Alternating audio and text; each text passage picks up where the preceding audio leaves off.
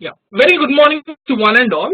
Welcome you for the session on DSAD, which is Data Structures, Algorithm and Design. In short, we can even code it as 519, which is SZG519, right? So in today's session, we'll be only focusing on why one should learn algorithm and what we are going to learn throughout this course. Okay, and once our introduction topics are done, actually I was supposed to with asymptotic notation, but I have decided asymptotic notation and the problems related to asymptotic will be discussed on the contact section number 2. Right? So today's pure focus will be on introduction, why one should learn algorithm and what are the various algorithms that we are going to learn as part of this course. Right? Okay. Okay. Right. Okay. So before I start the session, we'll just go very generic and then I'll start with certain question and answers. Right. And I request my participants. Okay. You're able to see my screen. I'm sorry, I did not ask you. Okay. Okay. You're able to see the PPTs, right? Okay. Good. So okay. See, I want you to actively reply me on the chat box so that I can view your questions or answers, and then it will be an interactive section. If you're not able to even able to post your question audioly, but chat board, please post your questions, which I'll be addressing. So I am open my chat board and I'm able to see you. Okay, good. Now let's before starting with this question, I'll ask you a very generic question. What do you mean by an algorithm? Just you can type your answers in the chat board and then we will discuss.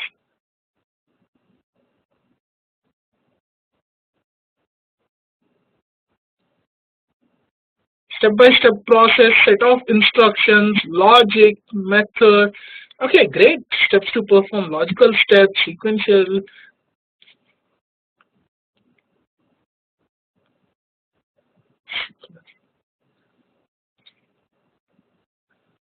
Sequence. Okay, so let me generically make certain statements which most of the people are putting as their answers, which is step by step of solving problems. Some have written it is step, it is a method of writing a program. Some people have said logical steps, some have said clear instructions to solve a problem, right? That's what major of answers I can categorize into these four sets. No, people have written even more descriptive, but overall, generically, these four steps I can read. Someone has also written pseudocode to implement function, but overall, if I see, most of the people have answered in a very simple way that these are set of instructions given to solve a problem in step-by-step method. That's what or series of rules someone have of a problem or a very specific or finding out a very specific solution to a very specific problem. So basically, everyone has made very simplified like set of instructions to solve a particular problem or set of problems. This is what most of the people's answers uh, uh, to be done, right? Okay. Then the next, let's, to be honestly, let's informally define this from a very famous book called an Algorithm or Introduction to Algorithm by CLRS. This is a very famous book. According to them, the definition of algorithm is something like this. An algorithm is a well-defined computational procedure that takes some values or set of values as input and process some values or set of values as output. This is what people have told in a very simple way, like step-by-step procedure, right? That's what. Okay. So this is what is an algorithm. Okay. Do you come across any algorithm in your day-to-day activities? If this is a question, guys, let me know. Do you come across any algorithms in your day-to-day life activities? Okay, yes, lot is the correct answer. Very simple. Can anyone name one of the algorithm that you feel that you come across today? Sorting, correct. Sorting, that's very great. While cooking, perfect. Cooking is a very good example of algorithm, a sequence of activity, that's right. Searching, perfect. Perfect. Emails, can anyone emails, your Google Maps, right? You name it, your day-to-day activity like calling a friend, which is indexing, booking a ticket, which is again graph-based algorithms, booking a cab, graph-based algorithms, right? So definitely what you are trying to say is in each and every activity that you do in and out of day, everywhere one or other algorithm is involved. Even not necessarily a computer or internet is to be there, right? Simple, as a lot of people have said, searching for a in-house or searching for a socks in-house is an algorithm. Okay, perfect. Driving, absolutely correct. You because you always try to reroute yourself, right? Yeah, manufacturing. See, every domain that you name is involved with algorithm. Might not technically be a computer written code, but algorithms is a step-by-step procedure. That's what you told. Teaching is an algorithm, right? That's great.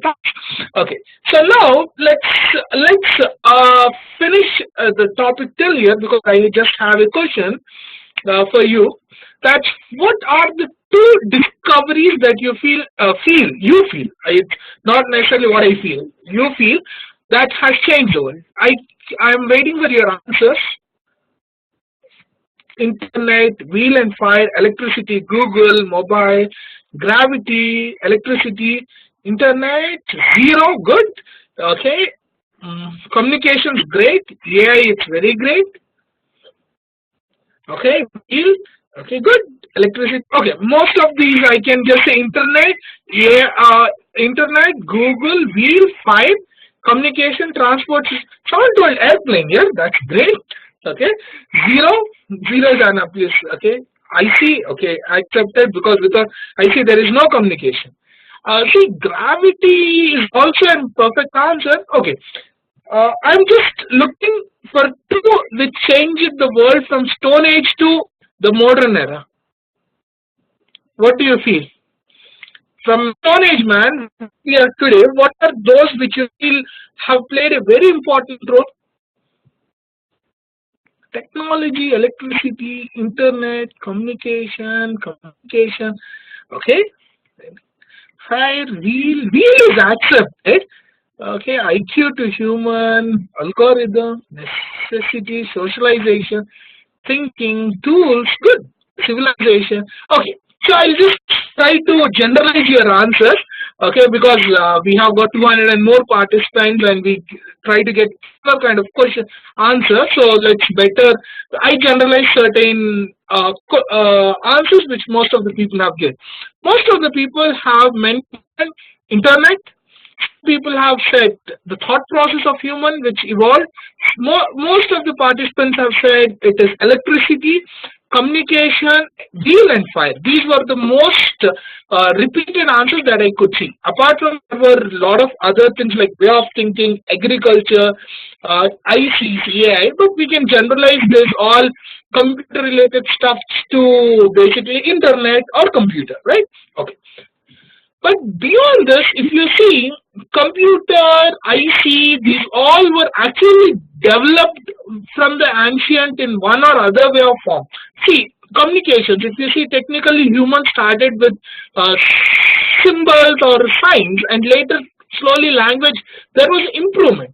But majorly, what do you feel which would have changed human? One answer would be definitely wheel, that I agree. And the other answer, what people have told is zeros and ones, which are binary system. Instead of zeros and ones, can I say decimal systems have actually played a important role? Why? Because when you see zeros and ones, those are perfect answers. I'm not going to divert or deviate with them, but zeros and ones have limitations. So when the decimal system came, that made one of the important improvisation, right? Okay. So one I would like to select is a decimal system. Apart from that, the most another important thing is introduction to printing here.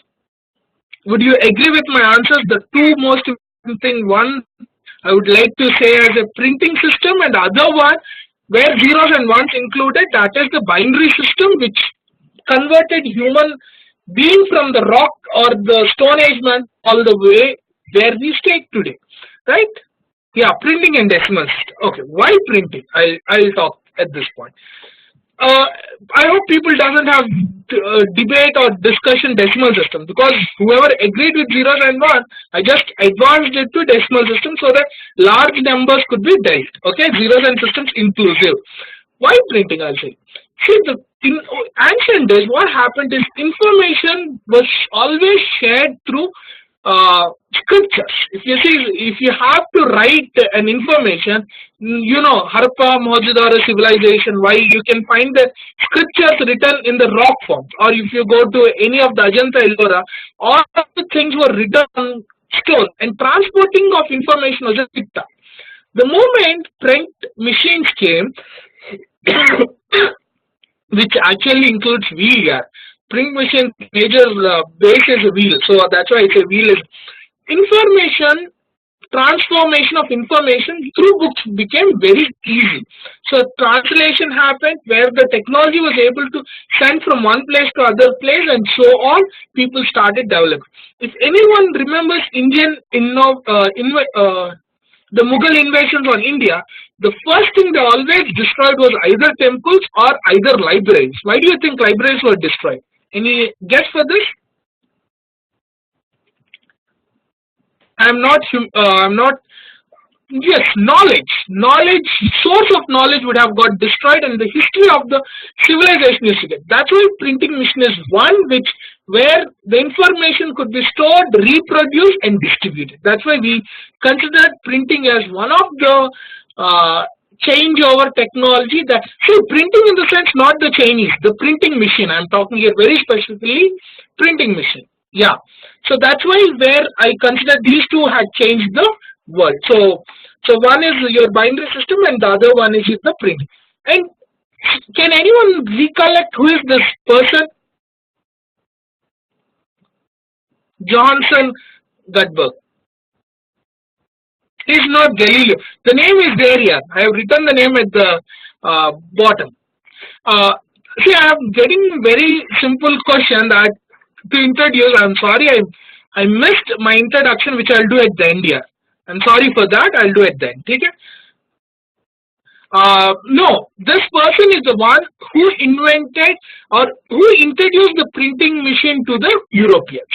Okay, he introduced the printing machine to the Europeans because printing technology already was there in China, and he is the guy. Okay, John, he's a goldsmith, he's an architecture, he's a lot of. So basically, he's a person who invented the modern printing machine, right? So that's not too important. Let's go to as the other one, as I already told, that is the decimal systems where zeros and ones included. Okay, now I wanted to introduce one great man on whose name the first person who introduced algorithm to the world, or why the algorithm's name I am derived is from this great man called Al-Khwarizmi. Okay, he's a mathematician and who did lot of research or lot of work on addition, subtraction, multiplication, and division numbers. See, the whole world had seen the binary system where they were using only to add and subtract, but Al-Khwarizmi actually introduced the remaining multiplication, division, mathematical basics to the world, and on tribute to him we call algorithms. Algorithm is derived from this name. That's why algorithms is derived. Okay, which is not okay. Right, chalo. Now we'll start with algorithms here. Okay. Now I'll just have few more questions. You guys, see, I'm okay. You guys are okay with the interactive session, or do you have issue? Sorry, I cannot hear you. That's why I have to ask you to post. Sorry for that, but okay. So, I have asked a lot of people what an algorithm. A lot of people have come with an answer. So let's see in a diagrammatic way whether your answers are correct or not. Okay. Okay, so I have already read this definition at the beginning itself. It's a clear set of instructions to be followed to solve a problem. Okay, task where it takes a set of values as input and gives a set of values or output which are related to the input here. Very important.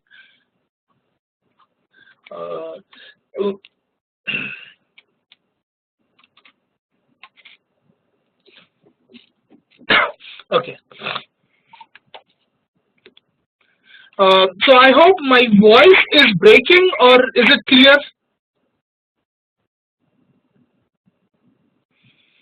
Okay, it's clear for most of them. It's breaking. Okay. Okay. Perfect. Yes. Let's not interrupt for rest.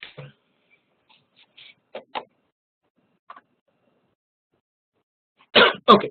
So basically, when I'm talking about output, output is always related to input. Remember, so whenever you are giving an input, the output should be related to input, not a random output. That's why we always specify output also. Right? Remember, okay. See, do you need an algorithm to be written in only pseudocode? Do you feel algorithm should be only written in pseudocode? No. Any language you can write algorithm. Okay. You can write in a simple English step-by-step procedure. Also, I can simply say that algorithm. For example, let me take a small example of sorting numbers. Can I write an algorithm in this fashion? take take the numbers, okay, start comparing each number. If the smallest is found, swap and continue this process for long, for till you find till the last number. Can I say this as an algorithm? I can say it's a step of procedure. My algorithm might not be clear, might not be.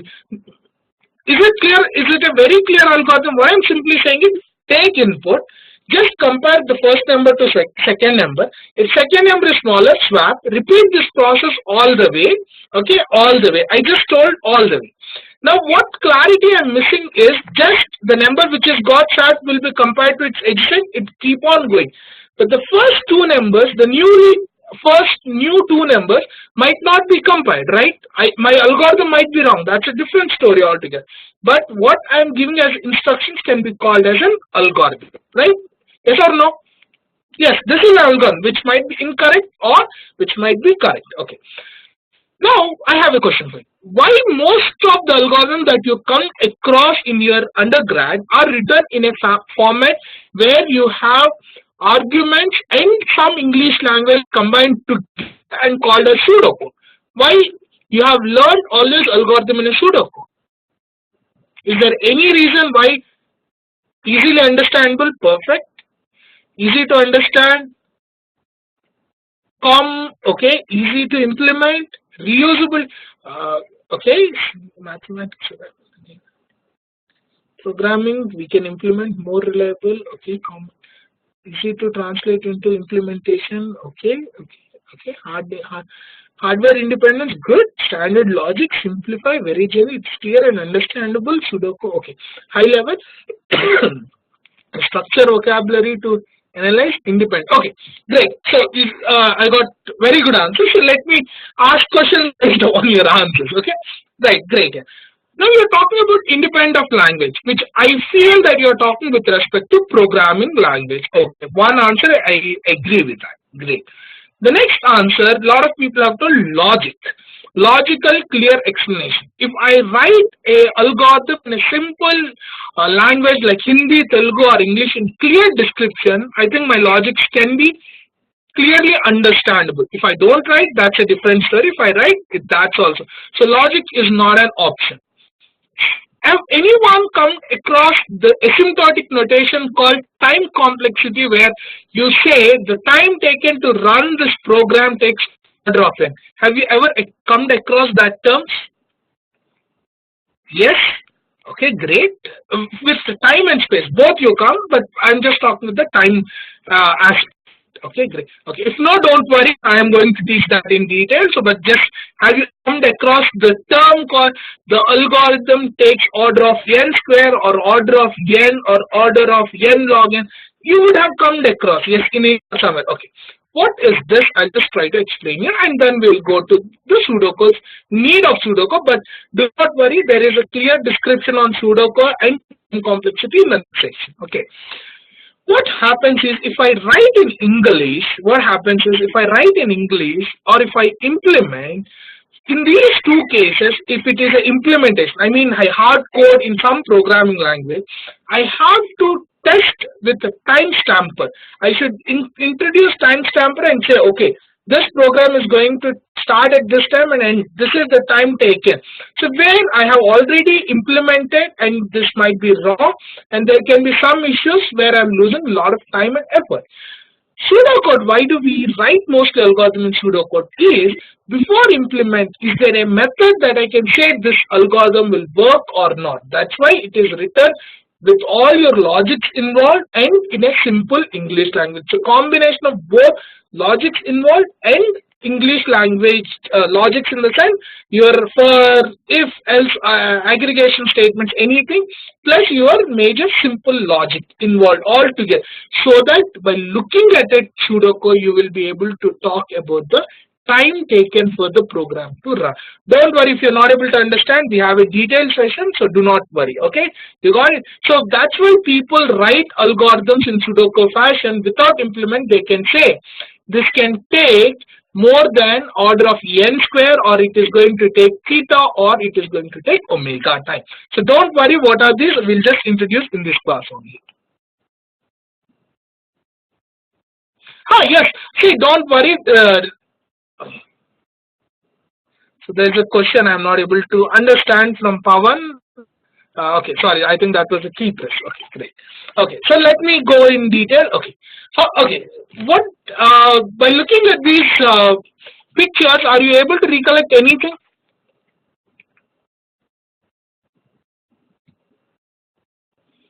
By looking at these two, okay, I got a correct answer. Ratatouille. Ratatouille and algorithm changed to male to female here. Okay, see, this picture is from the famous movie of Disney's Ratatouille. Okay, why I have used, who is the program and what is the algorithm? Can anyone say from this movie?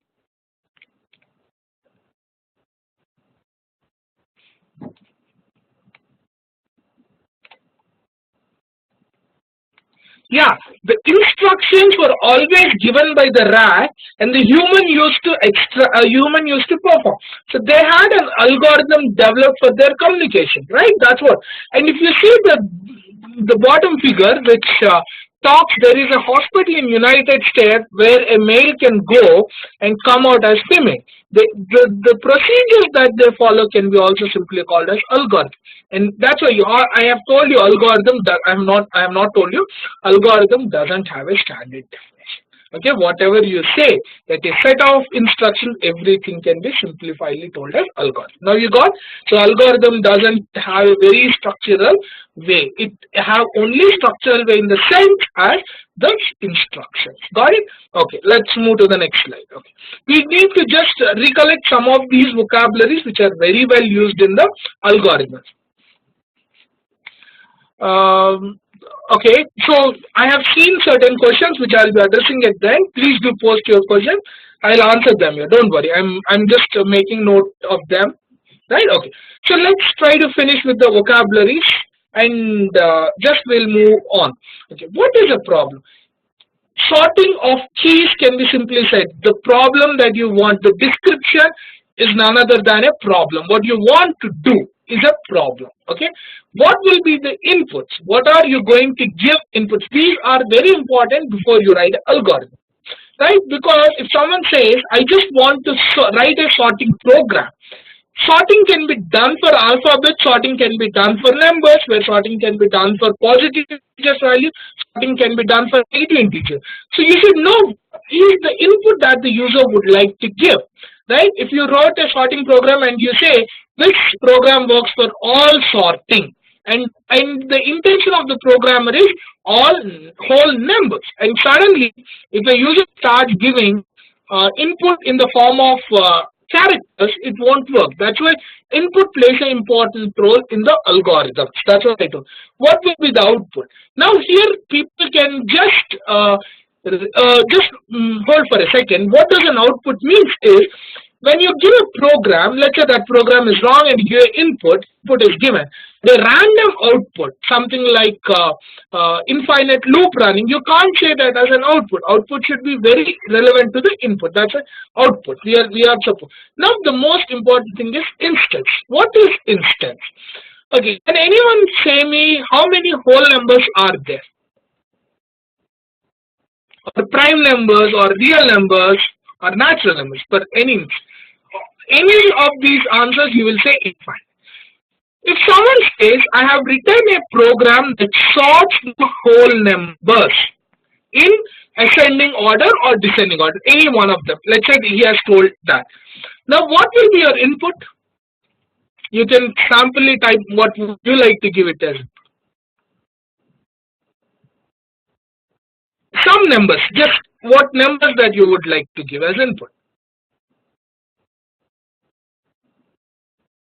1, 2, 3, 4, 5, 6, 7, 8, 8. Okay, some run. Great. Now I have a question. Now there were some people who have written, I can give numbers as infinite. You will never be able to give infinite as your input. Even if you give 2 trillions or if you give 3 trillions, you are able to calculate. It means it is an instance of input here. Whatever you are giving, let's say I am sorting a number, so my algorithm sorts number. The input that you are giving is always instance of input, okay, set of values. Instance is none other than set of values, okay. Any random number, but these all are simply classified as instance. An algorithm I have already described, so let's get into the redefinition, okay. Okay. Now, I have few questions. I hope you would be actively answering me because most of my sessions will be question and answer with permission. Right, great. So let me have a question for you. These next 2 slides have question. Okay. Second slide might be a little controversial question or a tough question, but still enjoy. Okay. Okay. Now let's say this is a question given. Who is topper in DS? How will you say, yeah?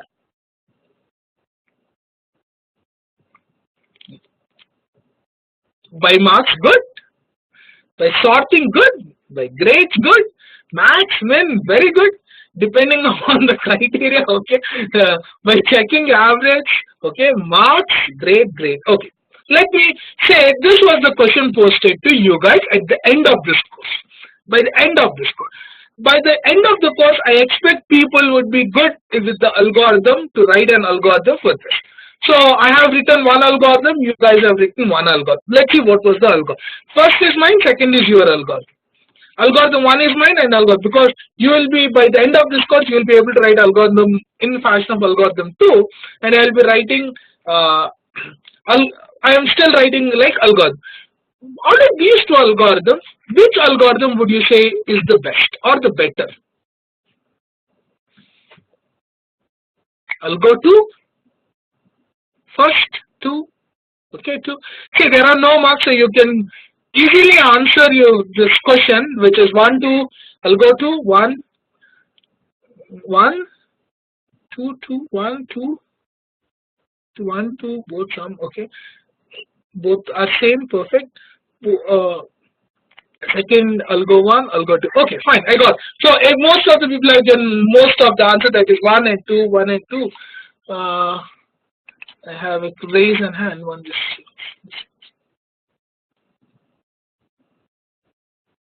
Okay, great. Okay, good. Okay, so let me have a discussion. Let's just allow me for the discussion. As a layman, my question goes again. I prefer first one is better, but some of the people who have already a vast experience in writing code, they are saying Algo 2 is better. But Algo 1, why it's wrong? Nothing. I should simply say sort A in descending order. But how to sort is not given as instruction. I just told you are going to sort in a descending order. But in algorithm 2, we have given clear instructions in the way the sorting is going to be done. So algorithm, some would have felt algorithm 2 is best because the instructions are pretty clearly given. Right? So that's which one is better.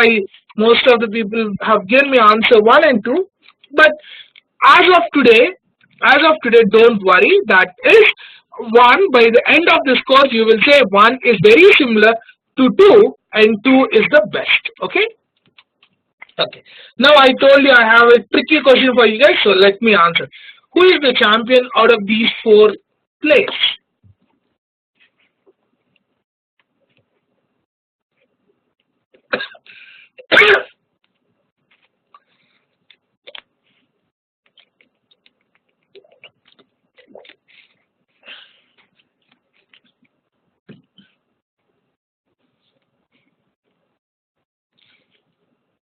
Okay, good, good. Okay, so I have got a very good response. So let's have these answers to be generalized. I think most of the people have chosen one of them, like either some said Sachin, some said Dhoni, some said Virat, and someone said, uh, I'm sorry, am not able to recollect the fourth player name, which is Gambhir, I think. Sorry, the fourth player name I just missed here. Can anyone help me? This player, Zahir Khan. I'm sorry. Okay. Now that's great. Now people have actually come up with various answers. Some said Sachin, some said Dhoni, some said Zahir, and some said Virat Kohli. Right? Now the question is, there were few questions which were posted in this. It depends on. Some told depends on, and there were certain inputs which were. It depends on what criteria are you talking about their championship. Some say it depends on the parameters. Now let's come to these questions of parameter, criteria, and timing. What are they? Now some would say, I would like to say champion Dhoni because of certain score or because he has bought a World Cup. Something. See, these are not to contradict. I'm just giving an example. Someone would say Sachin being the god of the cricket team and he is master blaster and he has played these many international and these many games were won or he has made India win. So I consider him. Everyone has a perfect reason with analysis. When you are talking about these analysis refer to certain cricket terminologies, right? So based upon that, you are saying or you are defining your favorite cricket star, or you are going to say someone is champion. So parameter. Now in algorithms, how do I say one algorithm is better than the second algorithm? I have to do certain parameter constraint checks. Here the parameters that I always use to compare better or best between algorithms is time and space. Okay, what are these time and space? So I think most of the people prefer to see a lot of sci-fi movies where a lot of people talk about dimensions, a lot of people talk about timings. So what are the time and space concept that we are going to use, or these are the two parameters that we will be using always to say algorithm is better than one or other. Okay, right? So what are these? By this time you should understand in algorithm better is always referred with two parameters, that is time and space. Okay. Now how do I calculate what are these time and what are these spaces? I'll just talk about this in general. Okay, in detail, however, in the course process we'll be able to go through. Okay. Now what do you mean by space here? Just define what do you mean by space. I don't need the scientific definitions. Always my definitions are very generic. You can always answer them. Sorry, always you can answer them in a very generic way. What do you mean by time?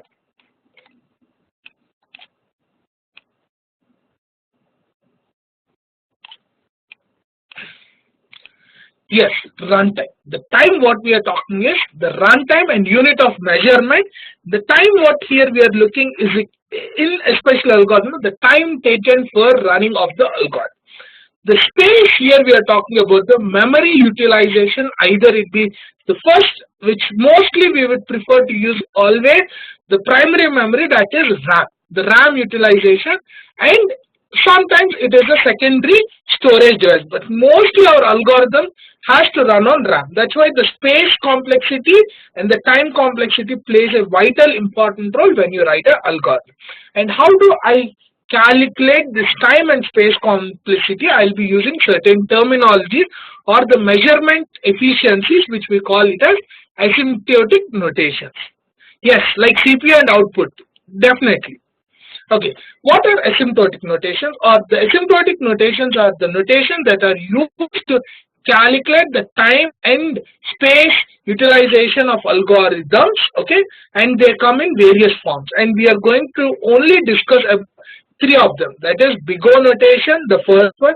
Then we will be discussing about big O, big theta, and omega notation. So big O notation, theta notation, and omega notations are the three notations that we will be using mostly in time and space calculation. To simplify, what are these? Small o is a homework for you, don't worry. Or the little o. This is a homework, so let me finish, then we'll have a discussion. Okay. So I think I just generalized, so let me be. The first one that you see is big O notation. And this is always used to define the upper bound. It's always used to define the upper bound. What is upper bound? Do not worry for this instance. You can say this is the worst case time taken by algorithm to run. Okay, the worst case time taken to run algorithm is always referred with uppercase or big O notation. Okay, the next one that you see is called as, I'll talk with big O best or something. I'll just discuss, so do not get confused why most of the people write algorithm time complexity in big O notations. Why can't they write in omega or theta notation? We'll just have a discussion, so don't worry about this. Okay. So right, the next one is small o notation, which you have to find why small o or little o is used. That's a small homework for you guys. Okay, the next is your omega notation. That is also big omega notation. This omega notation is called as the lower bound time complexity of algorithm or lower bound space complexity. Do not, I'm again repeating, please do not get confused. What lower bound we mean to talk is, the lower bound omega, what we mean to talk is some, okay, what is that? I'll talk in the next section because people are having little confusion. So I don't want to build up the confusion at this instant. And theta notation is used always to talk with respect to average time complexities. Okay, what are these three? These are the three measuring factors an algorithm with respect to its input it will try to behave differently. Okay, now I'll have a question. This question can be very simplified question, but people can find it little difficult. Okay. Theta, see, that's what I told you. These are mostly used for timing, but for spacing, one of them is used. This I'll discuss in the next class. What we'll discuss very clear. I don't want to confuse you in the first class, or I don't want you to try hard on the first day. Okay. So let me just ask you. Let's say an athlete runs 100 meters in 10 seconds. 100 meters in 10 seconds. Do you think the same athlete will be able to run like 1 kilometer in 10 seconds, or you can say 1.6 minutes? Do you think an athlete is able to run 100 meters in, let's say 100 meters in one minute? Let's not even exaggerate. So an athlete is able to run 100 meters in 1 minute. Will you think the same athlete will be able to run 1 kilometer in 1 minute? 1 minute. I'm saying 1 minute. Why do you feel no? Why are you feeling no? No. Physics, I think no, right? Because as the distance increases, the time taken to cover is to be more, right? So exponential. The distance increases, the performance has to increase exponentially. See, distance बढ़ता जा रहा है, the time taken also increase exponentially, right? What is this? I'll try to explain with the concept of algorithm. Now, for example, you have an algorithm written to sort numbers, positive integer value. Let's say someone has given input 1 and 2. It is already sorted. The time taken to sort this will not take much time because just a comparison it gives you, right? Let's take if the input size is increasing, the runtime of algorithms also keep on increasing exponentially. Depending upon your input, this n, whatever you're seeing here as n, is input. With respect to your input, the performance of algorithm keeps changing. Okay, so that time you will understand which of the asymptotic notations we will be using more. Okay, so just for now you feel that you have got three of the asymptotic notations which are used to measure the efficiency of the algorithms. And what are these? We will have a clear idea in the next session. Right? I'm not confusing, or is there any confusion?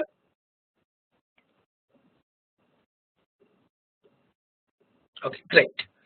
Okay, so don't worry. Just if someone says these are the measuring efficiencies of an algorithm, when which algorithm will be used, we will have a clear disc. So you can simply say these are used to represent the best performance, the average performance, and the worst performance. And these things we will also talk very clearly in the next case. Theta is for average case. Yes, you are correct here.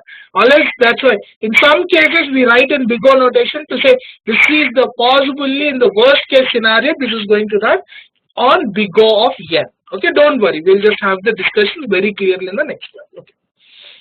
Okay. Now we will see what are the things that we are going to cover in details in the upcoming sessions. I told you what are we going to cover. Okay. What do you mean by sorting? I just want very quick answers. Okay. Because I think I've given you already sorting techniques. Okay. Arranging, great. Arranging in some order. Okay. Arranging, rearranging, arranging, ordered. Okay, great. Okay. Now I have a question. One more question, please.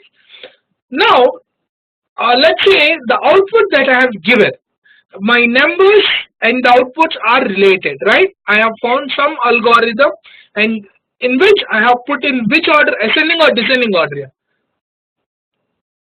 Descending, great, descending. Okay. Someone can arrange the same thing in ascending order? Someone can arrange, yes? Okay. Now, this is the algorithm which is playing an important role in the order of arranging my numbers in ascending or descending order, right? Here, so sorting can be done in different. Can anyone name what are the various sorting techniques that you come across or you have heard across? Okay. Good. Okay, good. Okay, no, just one second.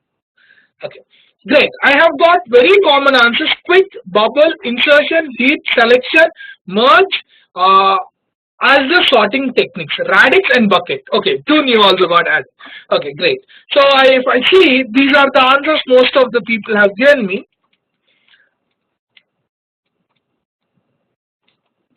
I hope these are the answers most of the people would have given me. Yeah, I think these are the most answers you got. Most of people said bubble, quick, insertion, my merge, heap, radix, and bucket. Right. Okay. Binary sort I have missed. Sorry, yes, that also you can add. Okay. Just for example, like I have told, we'll work on binary sort when we are talking about the trees. Okay. Don't worry. Okay. Great. Now, if you see, I have classified them based on comparison-based sorting and non-comparison. Before going comparison and non-comparison, I will have something called as external sorting and internal sorting. What are these? Then we will move to what are compare-based and non-comparison-based sorting techniques. Now, we will be discussing about few of these sorting techniques.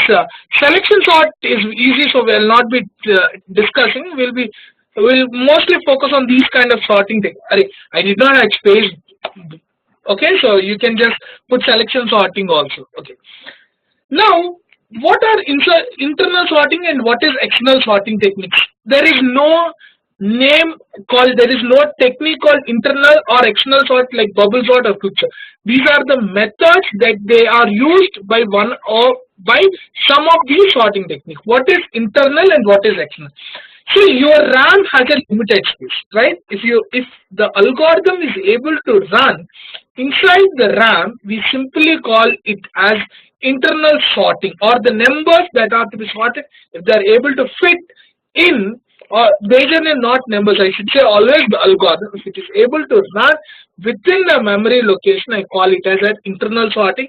If it is using both primary and secondary memory, I call it as an external sorting memory. Okay, so based upon where it is getting sorted.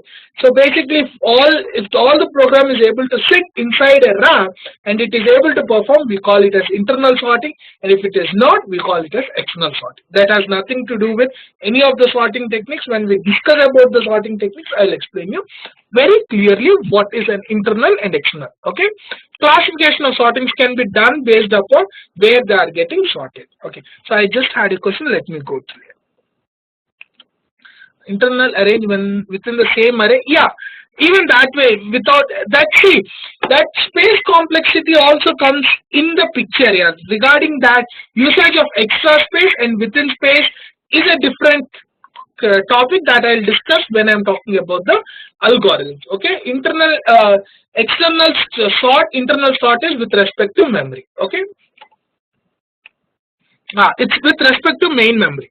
Okay, I'll talk about extra memory. What do you call then when I'm discussing about the quick sort and merge sort? When I'm talking, I'll discuss about them.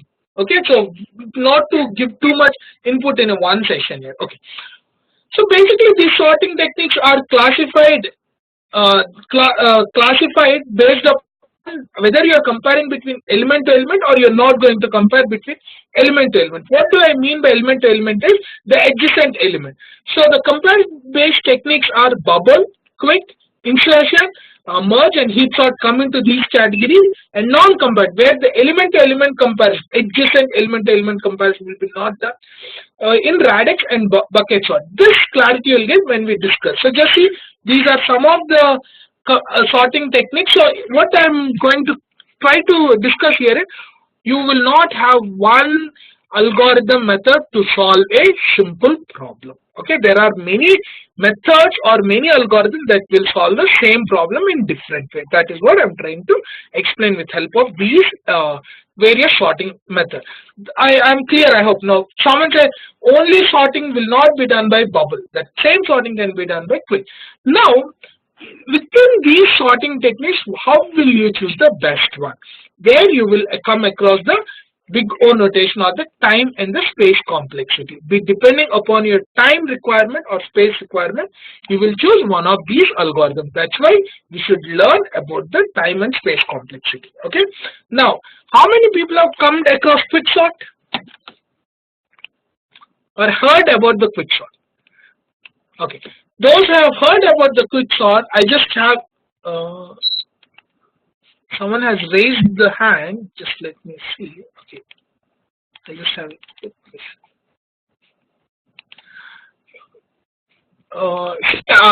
okay, fine. That's by mistake. Okay, great.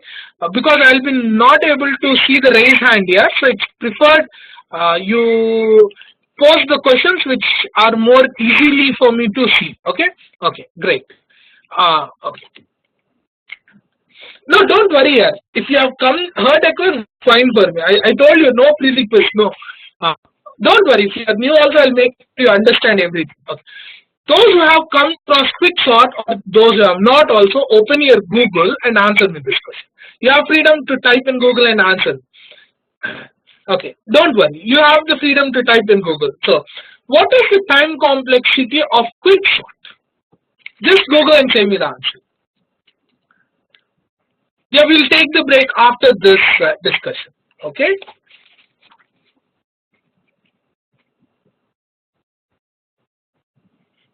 I got two answers. Yes, I got two answers. Order of n log n and order of n square. Both answers I have got. Okay. Okay. You are big O. You can just say me the answer with big O here. Big O of n square or big O of n log n. Anything. Any of these answers you can say. Okay, great. Okay, good. Okay. Just hold on. Before taking the break, we'll have a discussion at this point and we'll move on from it. Okay. Two answers people have posted, and it seems their answers are from internet, which says order of n log n, and few have answered me order of n square. Both are correct, but when and where we will discuss this after the break. So I'm sorry I'm giving a break with the interval bang. That is, both the answers are correct, but there are two different situations when order of n square is correct and when order of n log n is correct. Okay, so we'll just take 5 minutes break. We'll come back. What's the time right now? It's 11:55. So we will just come at 12 or 12:5. Sorry, is it okay that you want to come with 12 or 12:05 here? Okay, great. See, before break, I have requested you guys to find the time complexity of quick sort. So people have come up with two answers. That is order of n square, order in the sense big O notation, and some people say order of n log n. I told you both the answers are correct. But if you see very clearly, the Google when you have searched for a simple quick sort where the pivot. So don't worry if you are not able to understand pivot, what is it, and do not worry. If you go through and do a detailed search, it will say the pivot value will be at the beginning or at the end. For those quick sort algorithm, the time complexity is order of n square. But if you have seen and quick sort where they say the pivot value is randomly selected so that the average time complexity is order of n log n. So okay, order of n log. So when you Google, read it pretty clearly. They say it is a quick sort, some say it is a random quick sort. What is random in the sense? Selecting the pivot value randomly instead of selecting the last element or first element, select some element from in between and send it to the last and perform the quick sort. You call it as a random quick sort, and the time complexity order of n log n. Okay, if you have not understood what are these two differences, don't worry, we have a detailed session on quick sort and random quick sort algorithm. That's the reason why you have got two time complexity for the same algorithm. Random quicksort algorithm is little different from quicksort algorithm. You can still do your Google search. That's what I told you. So there is another kind of search technique which is called randomization, where you will put some randomization uniformly. The best example for randomization is randomized quicksort. Okay, this we'll discuss in detail after the midterm. So quicksort is after the midterm topic, so don't worry.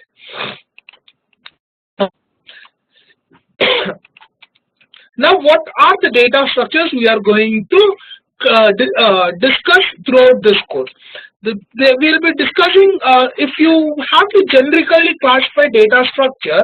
What happens is we classify data structure, or we just classify the data structure into three abstract data structures. One we call containers, dictionaries, and priority queues. Okay, so these are the technically classification. We talk about data structure. We are going to learn container types, which are none other than queues and stack, and we are going to learn about dictionaries, which are none other than indexing type, and then we have something called as priority queues, which are of the form of the trees.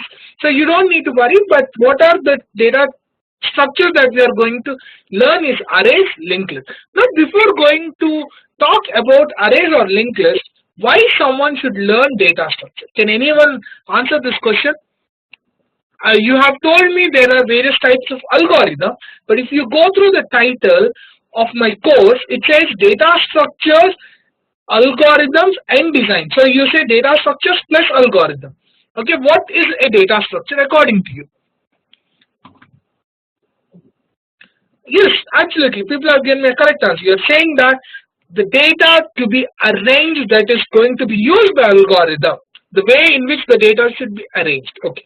Now I have a question for you. Great. The way in which you are going to handle the data that will be acting as input to an algorithm.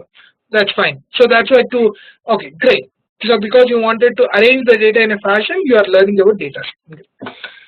Why can't I learn only one data structure? For example, I told you we are going to learn about arrays, linked lists, stacks, queues, so on. Why can't I why can't I only learn one data structure and say that I will use all the same data structure to all this program? Why can't I do? Okay, there are issues with you are saying there are pros and cons, very good. You are saying, okay, great, okay, good, okay. Now I'll have a question. Now what happens is, okay, time complexity, yes, great. Okay. See, when you're writing an algorithm, you always try to focus on two things. One is called as the space complexity, other one is called as the time comp. Time complexity is how fast you can perform your task, and the space, how minimal amount of space that you are going to utilize. To make sure the efficient space utilization, you should know data structures. And all the data structures, every data structure has its own advantage and disadvantage. And one single data structure is not useful for all the way you can store a data. Okay, if you for example, a linear data structure may solve certain type of problem. A non-linear data structure can solve a certain type of another problem. For example, linear is none other than arrays. You would have heard about arrays. Arrays is a data structure where the memory allocation is done in sequence and the elements are stored in sequential fashion. It has its own advantage that you can identify the element from a particular memory location. So we'll be learning about arrays. We'll be learning about linked list. If you don't know also, don't worry, I told you we'll be learning. If there is any prerequisite, I'll ask you to go through certain video lectures. Don't worry. So linked lists are another kind of data structures which are non-linear type and where the memory can be added in between or can be deleted and which are not stored in a sequential fashion. Apart from this, what we are going to learn? I told you if I have classified the data structure, I have used a word called container. Containers are the data structures where we will be storing data in the form of stacks or queues. Have anyone heard about stacks? Okay. Real life example? No, real life example. Buffet plates. Buffet plates, pile of books, perfect. CDs, coins, yeah. Railway reservation tickets. Okay, great. The first come is the first out or the last come is the first out in a stack. LIFO, right. So stacks are one of the data structures which are implemented with help of arrays or linked lists. So we'll see how a stack is implemented, what is the data structure we are going to use. See, stack itself is an implementation of the data structure. Okay. Apart from this, we'll also learn about the queues, which are none other than the first in, first out. And the standard example for queues is the reservation counters. Okay, the first two come, will finish the first reservation and go. Okay, we'll also have a detailed session on stacks and queues. Okay, where what data structures, what is the time complexity for insertion, deletion, and search operations. Okay, so search operation, yes, movie ticket. So in each of these topics, like stacks and queues, we'll also see what is the time complexity that we are going to take for insertion of elements, deletion of elements, and search of element. We will also discuss on them when we are talking about stacks and queues. Okay. Okay, hash tables also will be discussed. Apart from that, we'll also discuss about tree data structures, where we'll be focusing on heaps. Okay, where we'll be focusing on heaps, binary trees, and red black tree is a homework, but this is a subset of binary. See, binary trees, which includes B plus trees and binary trees, both here. Okay, this we will be working on the tree data structures. Okay, tree data structures we will be learning with help of these heap sort, binary tree. Red black tree will be an assignment kind of thing or self study, which I'll, if time is there, I'll explain. If not, you have to go through. We'll discuss at that time. Okay, now a very important and interesting algorithm techniques which will come across through. See, till now we have seen the various kind of data structures what we are going to. But algorithms, when you are using, they come into certain categories of technology. One is divide and conquer. Some is greedy based approach. Some are called dynamic program approach. Some methods are called randomized approach. So we will see what is one of the technique that we will be learning throughout this course as part of this course technically is divide and conquer. Have anyone heard about the word divide and conquer, DNC? Quicksort is a standard example of divide and conquer. Perfect. Even merge sort in case also comes here. Don't worry. Okay, good. Where have you heard this word divide and conquer? In your first time. Yes, that is the British Raj. Now Hitler. Vijay, do you have a question? I'm sorry, Vijay. I told you and I can't unmute you in between the session. So please do post your question, or at the end I'll unmute you. Please hear. Okay. Okay. If you're not able to hear me, I'm really sorry. That should be a technical glitch from your end. Okay. Okay. What was the divide and conquer policy that Britishers used?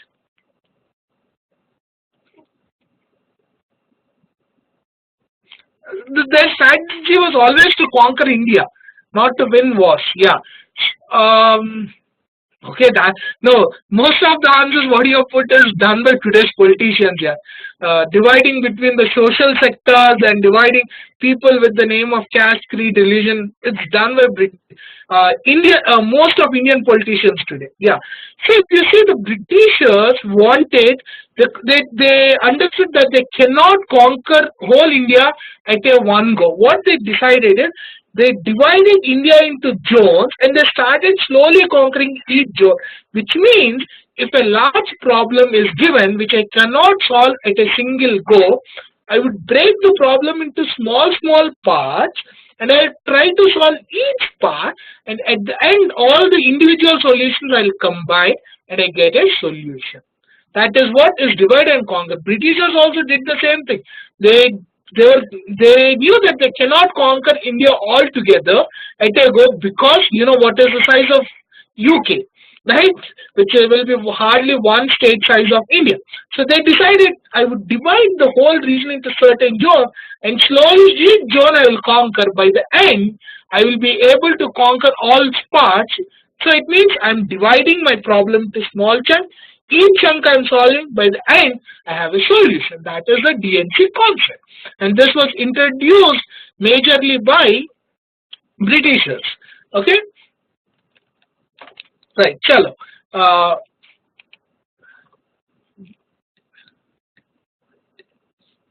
I might not be sure about dividend in share market here.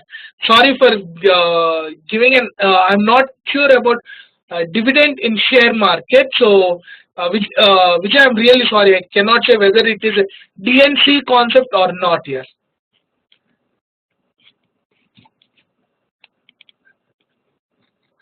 Okay, I'm sorry, but okay, but Uma Shankar, what you are saying is I cannot absolutely combine the British Raj DNC with my algorithms here.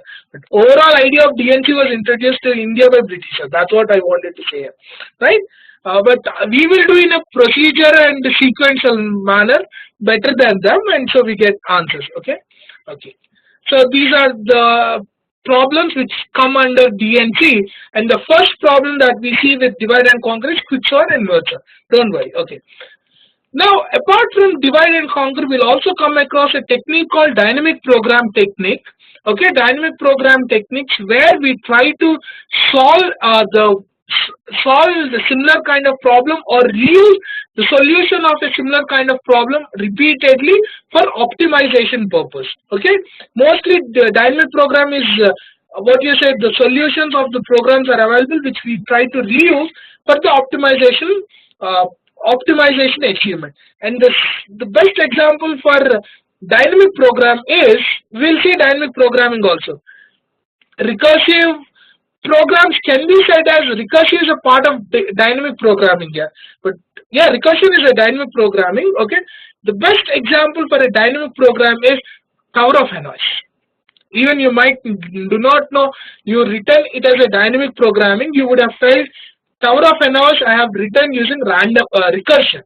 So most of the recursion technique is used in dynamic programming, but solutions are always kept. Okay, backtracking, perfect. That's an example of dynamic program. Most of today's sophisticated systems use dynamic programming here, DP. Alexa uses DP. You know, your voice recognition is a simple example of dynamic programming because it gets trained. If the similar kind of voice comes, it understands this voice is from a particular person. All voice-based authentication uses dynamic programming. So we'll also cover few of the topics on dynamic programming, right? Okay. Now, anyone heard about these? What we are seeing? Yes, AI. That's why I told. Voice-based commands, everything are DPs. Okay. Now, anyone heard about a program called matrix chain product or matrix chain problem? Okay. Okay. Have you heard about matrix multiplication? Matrix multiplication. Okay. You have heard. What you do if I give a matrix of 3 and the other matrix of 3, I can do 3 cross 3 matrix, right? Okay, that's one way. Where both the sizes of matrix A and matrix B are same. But matrix chain problem is a problem where DP is used not in the way how the multiplication should be done, in which order multiplication should be done is identified by matrix chain. But let me finish the problem. Here we will not have only one matrix. We will have here multiple matrix sets. We will have multiple matrix sets.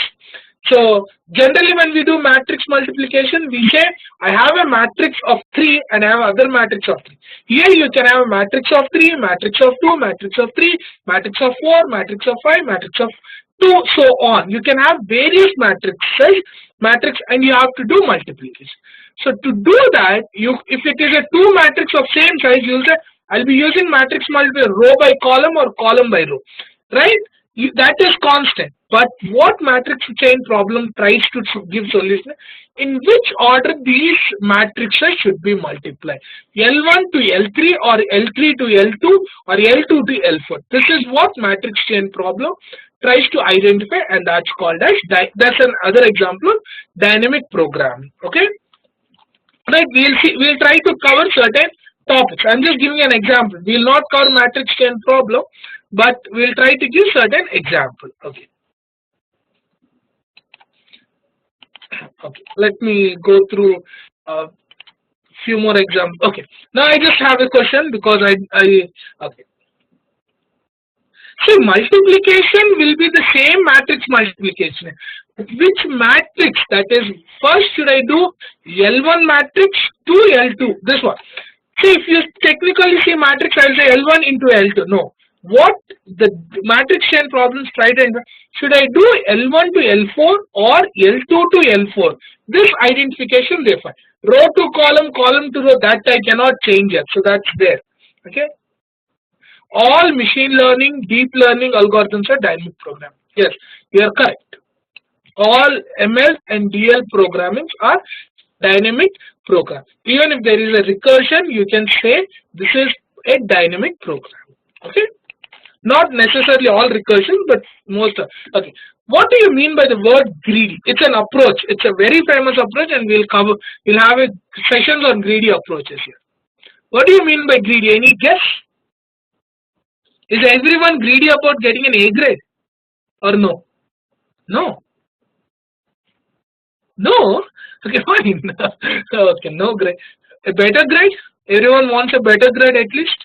Yes, absolutely. Not A necessarily, but a better grade. So everyone says, I would like to have a better grade. That's a greedy. Okay, I should not use that as a greedy word. That's a very wrong example that I've chosen. Okay, let's take it. Another example. If you have 50,000 and 2 friends want to share. Okay, 2 friends want to share. What if one of the friend had a greedy nature? What you would like to do? You would like to get more share, right?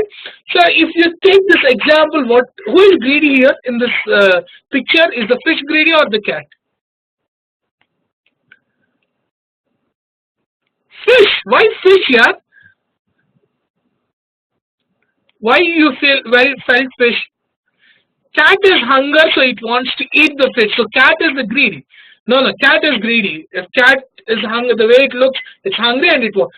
So what is the word greedy I'm trying to use here is, if you have a bigger problem, I might not be, okay, you have a very correct statement, Milan. You're saying hungry is not greedy. I'm saying, okay, but I felt the cat already had ate it.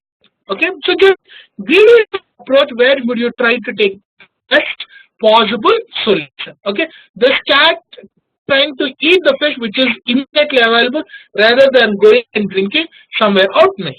Let's take in this sense. Okay, what is the greedy approach? Just let me make it quick. How many people uses Google Map? Google, most of. Okay. Let's say everyone, almost everyone uses. Let's say you have to go from a location from source to destination, where the Google Map has suggested you three routes, all the three routes. Which route will you choosing, or the Google Maps gives you out of the three routes? Shortest or the fastest? Yes, short or the fastest. How does this work is there is a concept called minimal spanning tree algorithm. Algorithm is what we call it.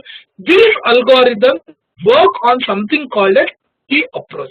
What is greedy is trying to identify the fastest route or trying to identify the shortest route. This word I would try to say as the fast or shortest would be used as the greedy word. Means I'm trying to get a better solution so that my global solution is, yes, my global solution always an optimal or a best solution. These kind of approaches what we use is called the greedy approach. And in greedy approach we will try to see two algorithms that is called as minimal spanning tree algorithm, where we will talk about cruise curves, and the one will talk about the Prince algorithm. These two algorithms always try to find the shortest possible route that is connecting all the nodes in the or in forest. Okay, don't worry why I use the word forest is all the node combinations together when they are connected with each other, you can also call it as a forest. Okay, we will cover in the greedy approach technique. We will work about cruise curves and Prince. Dijkstra's algorithm we will work in all pair shortest single source shortest path here. That is a graph based algorithm where greedy approach will be used. Okay, minimum spanning tree is cruise curve and Prince, not Dijkstra's here. Cyril, please just correct yourself. Okay. And in greedy approach, graph algorithms, we will learn about min heap matching. Yes, you'll learn. Don't worry. That's all. I just kept heap in data structure portion, but you'll learn. Okay. See, in graph-based algorithms, we'll be learning about Dijkstra's and Bellman-Ford, which are very useful for identifying the shortest path algorithm. These are also very familiar algorithms that are used in all your network-based applications. If you are talking about packet transfer, if you are talking about data communication, all these algorithms will use shortest path algorithm or all pair shortest, which will have a clear discussion. Now I have a question because someone has reminded me about travel sales info. So in the greedy algorithm, I told you a word that I'm trying to find solution locally so that I get a global solution. And this is not always true because in travel sales problem, the greedy approach doesn't work giving a optimal global solution. Okay? In travel salesman problem, minimal tree concept doesn't work, which is the greedy approach.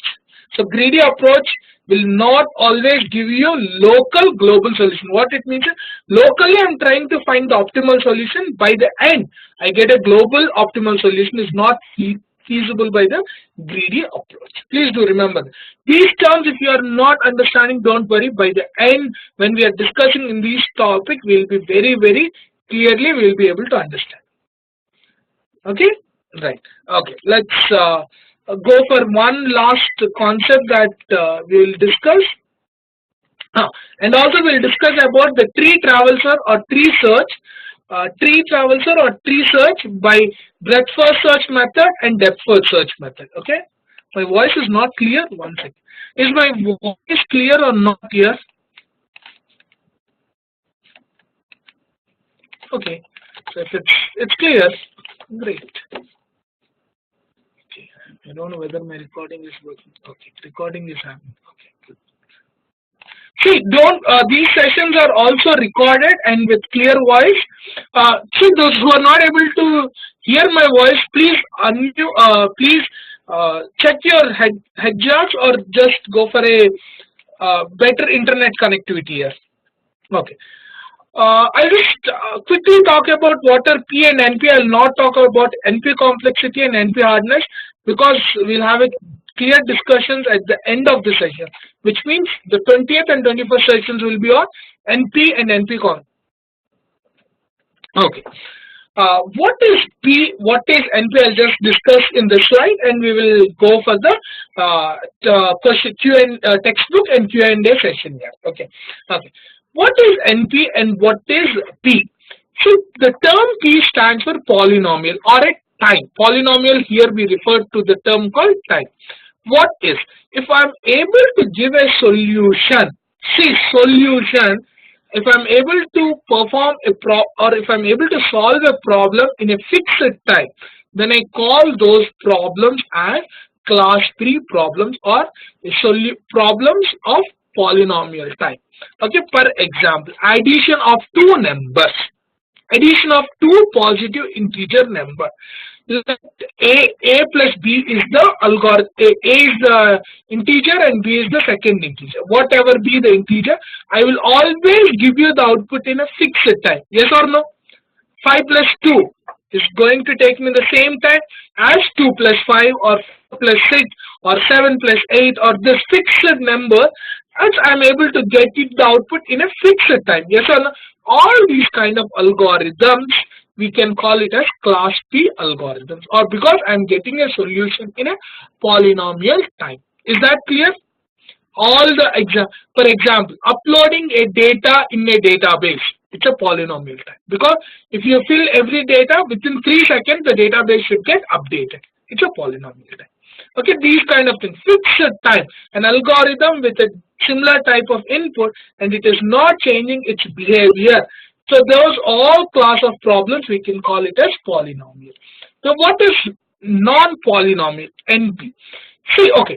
Now let's talk about sorting algorithm. Sorting algorithm. If you keep on increasing the input, what it is able to give you is it is able to sort and give you back the output. If the input is for two numbers, the time taken for sorting will be different for the input of 10 numbers. Yes or no?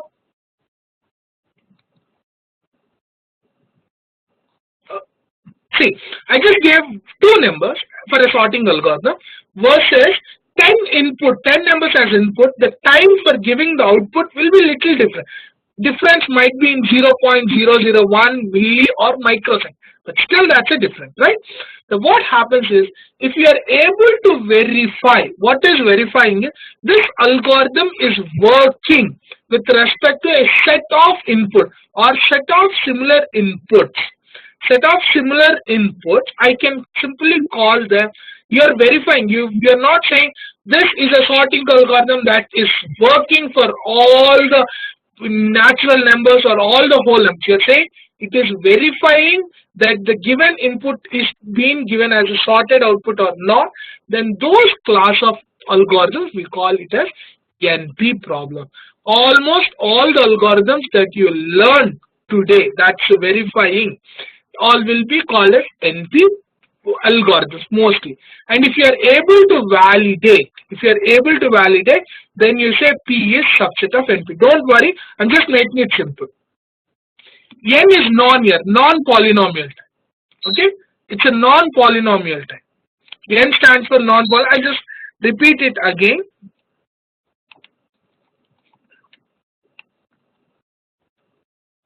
Okay, I'm just repeating it again. So someone had a question, just please pose the question here. No, 2 plus 3 plus 5 will fall, no, it won't fall under non-polynomial time, it will fall under polynomial time because your algorithm is to do addition of 3 numbers.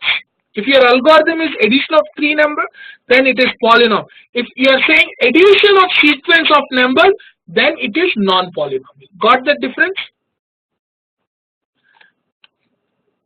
See, very simple. If I add two numbers, I can always say it is a polynomial. 2 plus 3 or 3 plus 2 will take the same time. If I am saying I am going to add sequence of numbers, what it is, this is algorithm that is written in non-polynomial. Okay, got it. What is the difference between polynomial and non-polynomial? Polynomial says you have a solution which can be solved in a fixed time. And what does non-polynomial says is you have a solution that can verify whether your algorithm is working or not. For example, sorting of numbers, because you are not giving all possible national, you are giving set and it is giving back the output as per it. You are just verifying this algorithm is working. Those algorithms goes to non-polynomial. Okay, that is the difference. But however, when we are discussing in detail, you will be able to understand. Don't worry. Okay. Okay. Right here. So let me quickly go. Someone has raised the hand. All your sorting algorithms, to make it simple, all your sorting algorithms can be a non-polynomial algorithm. All your additional subtraction algorithms are a polynomial type algorithms. Okay. Okay. I have a question. So how can be the time taken for multiply 2 cos 2? And okay. Great. Yeah. See, now the question what you have raised is a very good question. You are saying, let's say I have an algorithm that is going to multiply two numbers. What happens is, let's say you are talking about an integer multiplication program where the number of inputs are not fixed, then that program goes into the category of NP complexity. Sorry, it goes as NP class. Why? Because as the input for A and as the input for B increases, your output time is taking more and more time, right? So you are saying, yes, my program is working with this input. You're just saying it's working. What it means, it's validation. The time is differing. So you say it is validation. Whenever you are validating a program, they all come into NP comp. But whenever you are saying my program gives a solution within the standard time, then you say this is class P. That's why I told you addition and subtraction of fixed length input. Let's say 2 plus 2 will be a polynomial program, but input of addition of two infinite numbers is always a non-polynomial program. No. See, just for easier understanding, I told you, not input required. So any different kind of input also, if it is processing on a constant time, we call it as polynomial.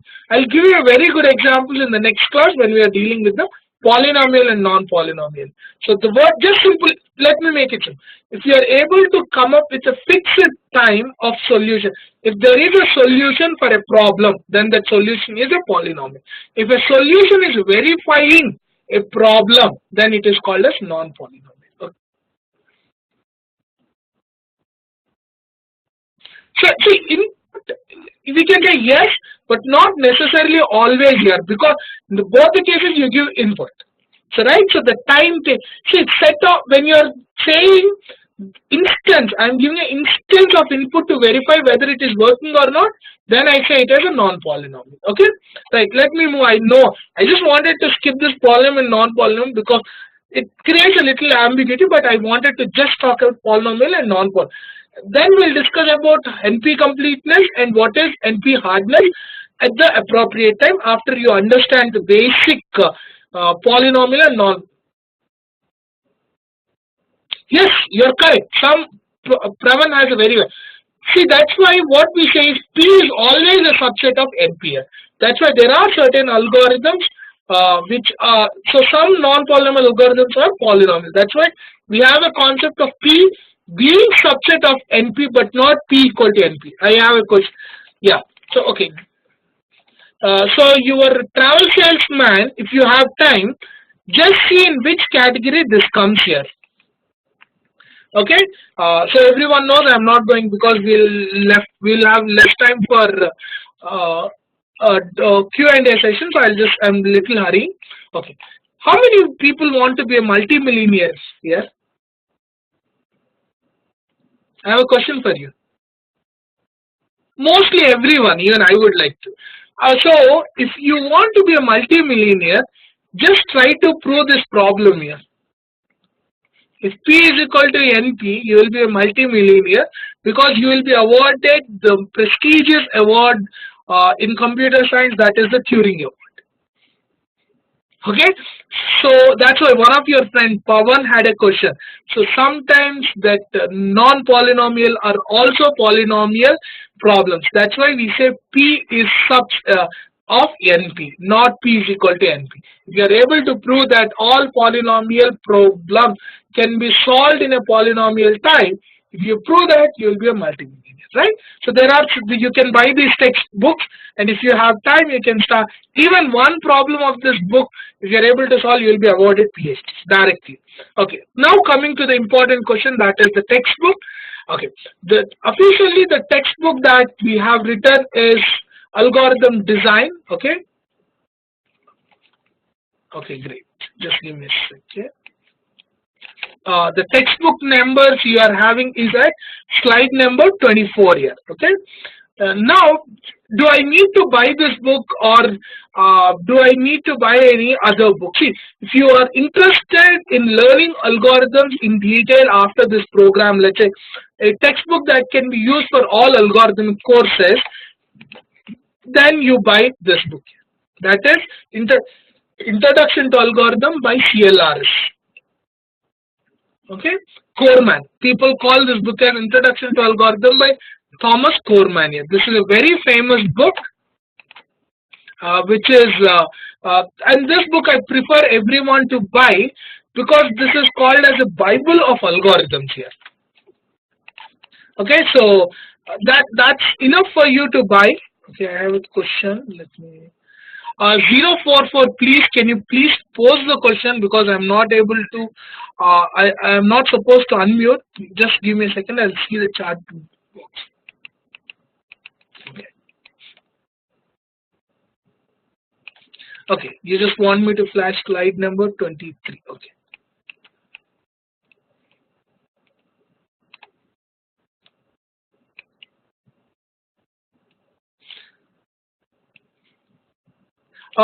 Ravi Kumar, I'll answer your question in the next class here.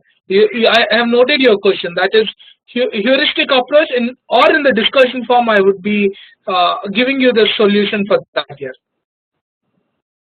Don't worry, these slides will be posted by tomorrow morning. So in ePortal, you will have this all slides and today's recording session available in ePortal under the topic 1.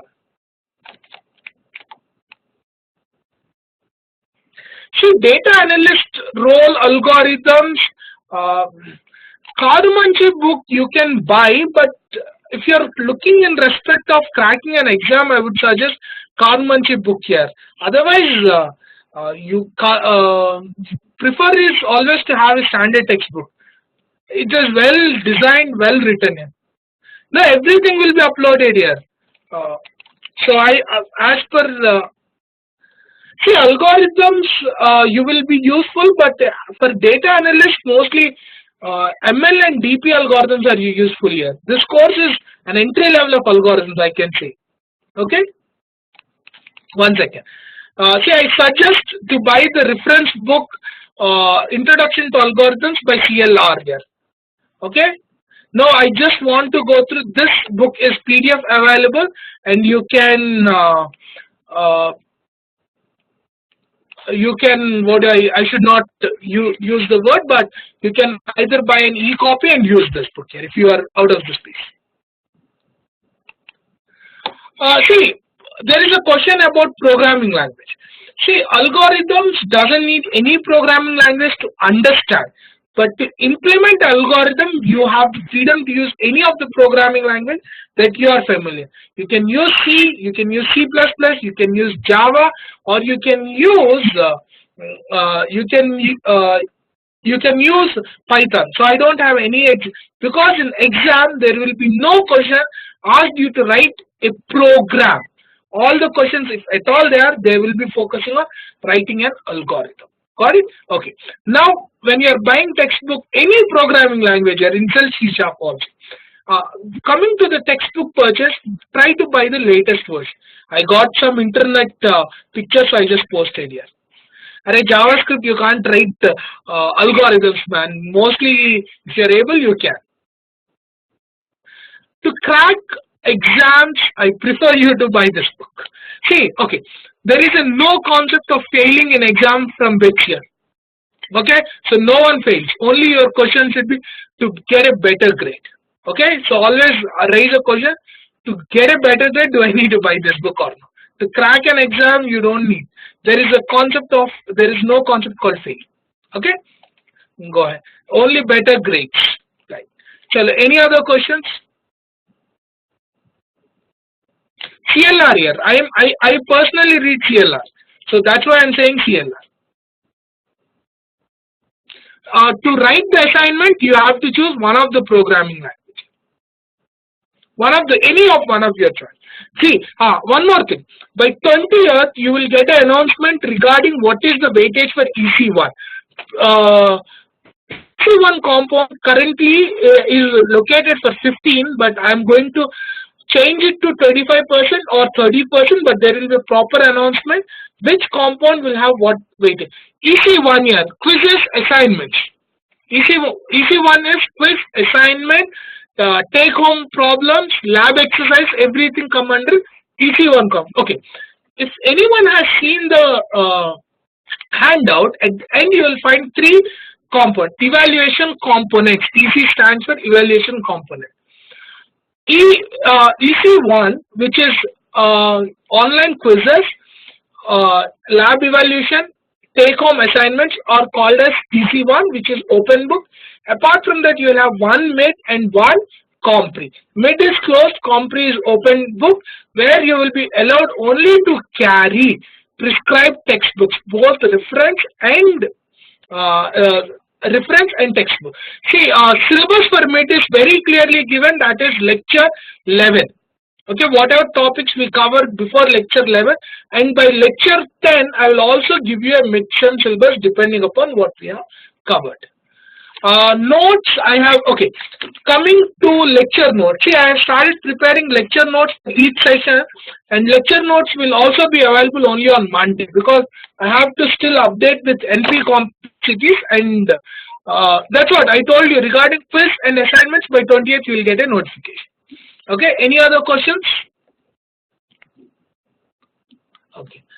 Coming to my introduction and coming to my email ID. Okay. Hi everyone, this is Chennupati Rakesh Prasanna. So do not get confused. Sometimes I type Rakesh, sometimes I type CR Prasanna, or sometimes I type IC. All these three are from me. Okay. Okay. So I'm been an BITS employee from 2010. Unfortunately or luckily, one of my BITS student is a participant here. So he has finished his undergrad and he is now classmate for you. His name is Pawan. So he introduced, so he was my practice school student. So I am located in Hyderabad. See, and my areas of interest in computer science are mostly algorithm and data. You mean databases. Okay. Okay. See, everything that is your homework or assignments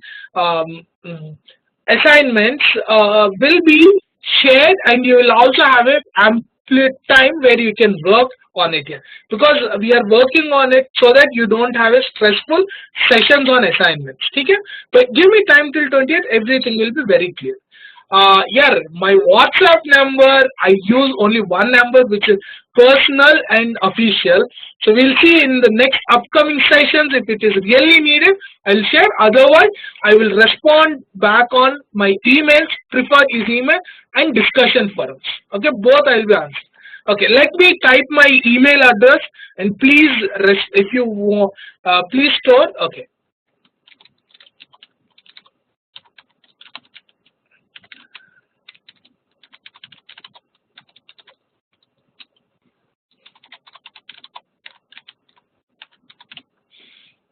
Okay, one second.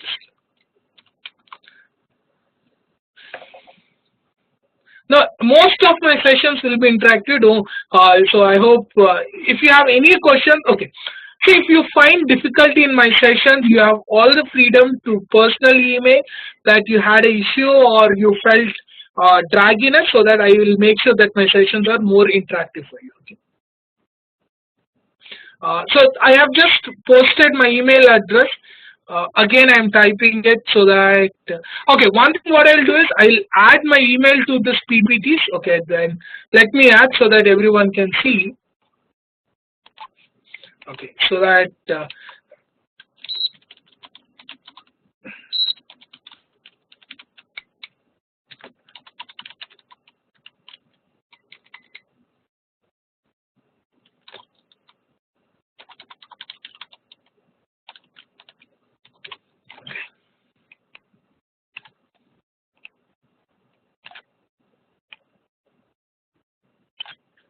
Just give me a second here. I'll make sure that you see it in detail.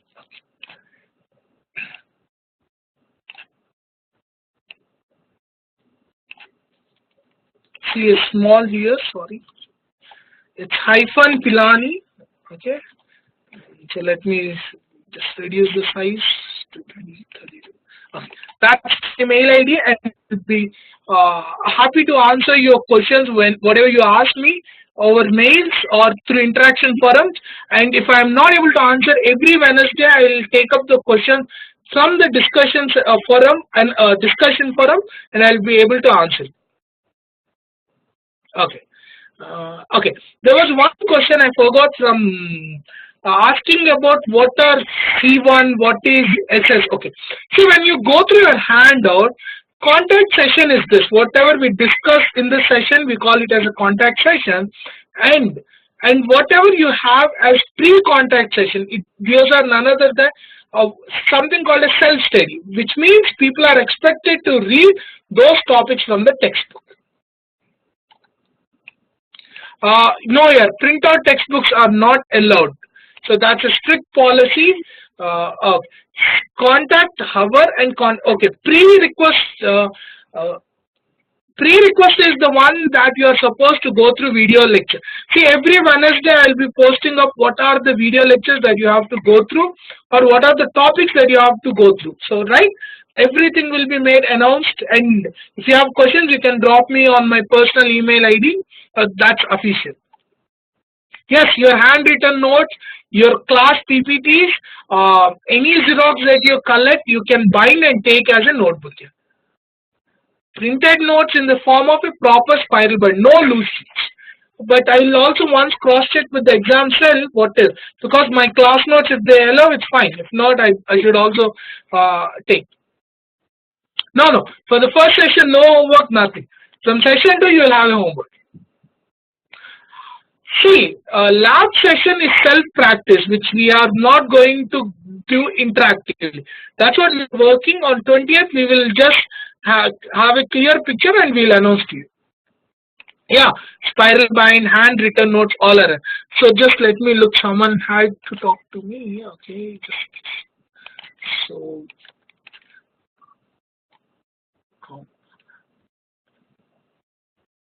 Ashish, I think you have raised your hand, right? Ashish, can you just type the question, please?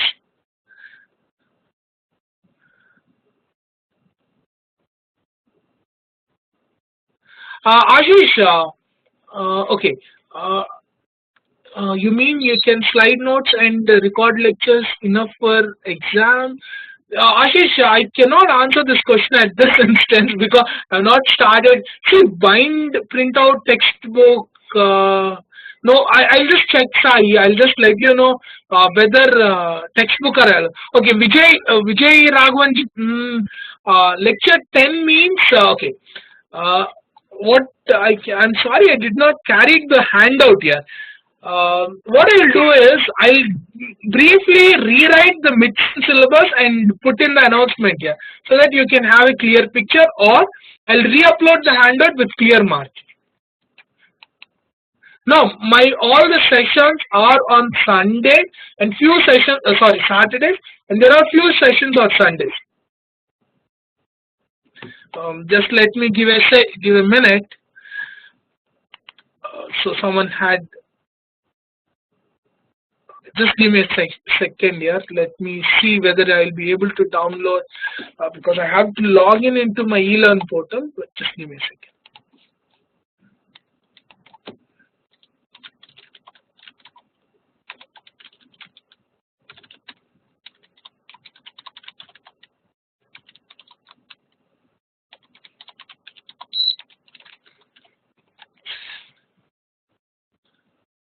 No.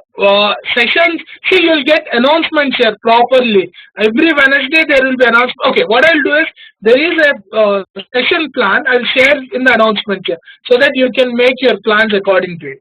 Okay? Just 1 second. Because people wanted to have the discussion about the handout. So let me finish this.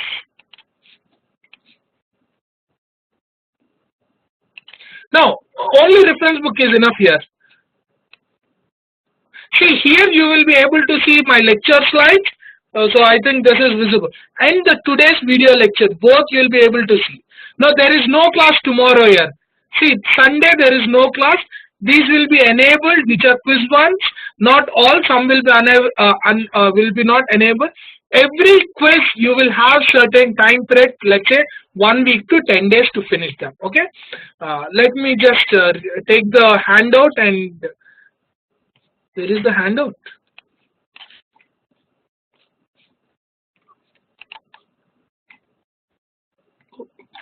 So here you will find handouts. Okay. No. Here you will be finding the handouts. No. You will either attend one exam, that is makeup, or regular.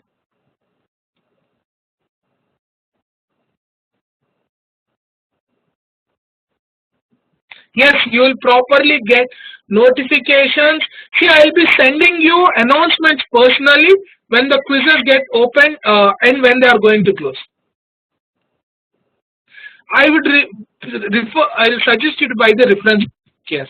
Okay.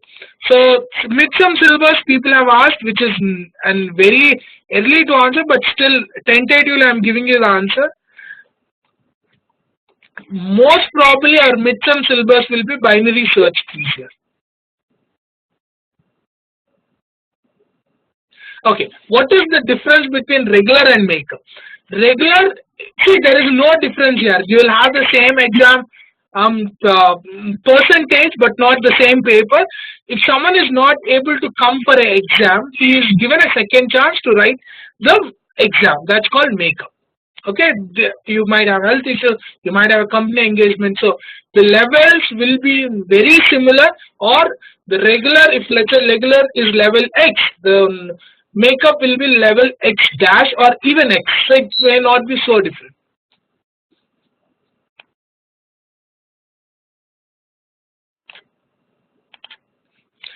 So I think you can post these kind of questions in discussion form. I'm ending the session. I'm sorry, I'm disconnecting the session since we are running out of time. So I request you to please post your questions in the general discussion forms, or you can drop to my mail ID. At both the places I'll be responding here. So I'm sorry, I'm disconnecting, but see, please do not focus on exams here. I'm saying you here you should always focus on learning the content. That's what I just wanted to say. Someone had a question. Sorry, Ram, or someone, I'm not able to see who has raised the hand. Okay, I have raised the hand.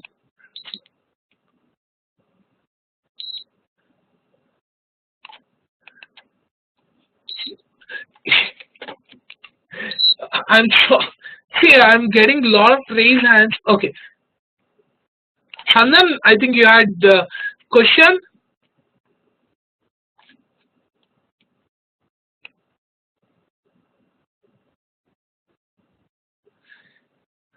So there are certain raise of hands, but okay. Bhartwaj, you have a question. So can you post? Yes, you are allowed to bring any of the references or prescribed session.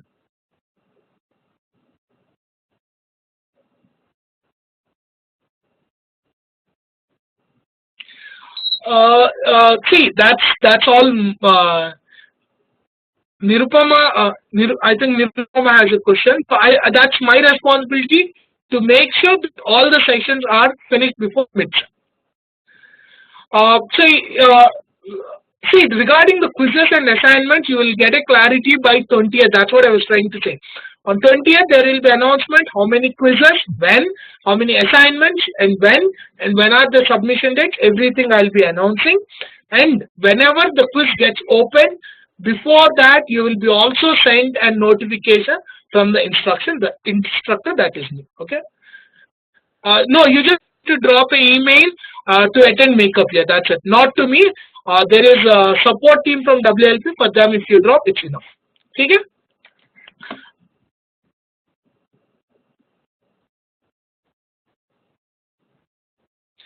Not much difference you will find in the DSA from undergrad and MTech program, because we are focusing this as very generic, but we will be focusing uh, little more on the advanced topic. Okay, one more announcement: there are no session tomorrow. You don't have any session tomorrow.